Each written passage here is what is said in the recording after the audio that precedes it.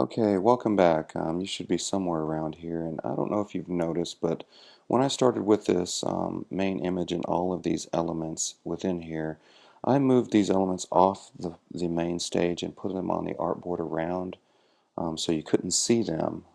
It's very important that you start that way because if you move those later after you've started your tweening animation, it will affect your entire tween or your entire video. So it's very important to move them off and again use the Show Transform checkbox tool with your Move tool and take Auto Select off.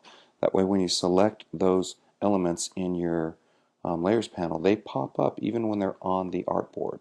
So let's bring in the I can statement. We're going to go to the end of our animation right here, create a new layer or a new frame, and then in this frame we're going to go from this, which is nothing, to this, which we're going to bring in the I can statement here, as well as let's make the background fade to nothing. So we've drug it from where it began to where it's going to end, and now we're going to highlight the I can statement and drop the opacity to 0. So basically we're going from here to here. Now let's go ahead and tween that. And I want that to happen relatively quickly, so I'm just going to use 5 frames. So it pops up like that. And follow to your very end frame. And now let's bring in the "and I'm just a junior." Let's go here. I just created a new frame. I'm going to bring it in right here. And I'm just a junior. So we're going from here to here. Do you see how that works? From here to here. And now let's go ahead and tween. Now I didn't do a clean tween right there, but that's okay. 5 more frames in the tween. Highlight your very last frame. And this one we're going to bring in our picture. So let's create another new layer. And here's our sample pic. And I'm going to drag this pic from there to here. And go back 1 frame and hit my tween button. 5 more frames. Now I want it to hold on each individual statement so they can actually read it. It's very important that they read it, right? So let's see. Here's one right here. Let's go 2 seconds. And let's also go 2 seconds on this statement right here. There we go. And 2 seconds on our last statement right here. I'm just changing the frame delay from no delay to 2 seconds. Oops. 2 seconds. And now let's hit the play button and see what we have. Fade in, slide over, disappear, slide up, hold, slide up, hold, picture in, hold. That looks pretty good. Alright, once you've gotten so far, we're going to flip over to the timeline mode. With the lower right icon down here flips to the timeline animation.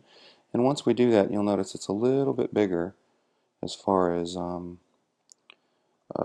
panel options, and all of your panels or all of your layers will be highlighted.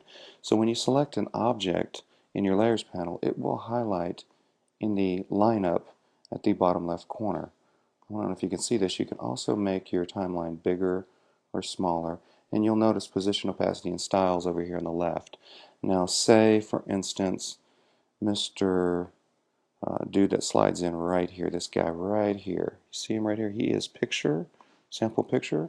When I highlight him, he highlights here, and I can find the drop down and find the position right here.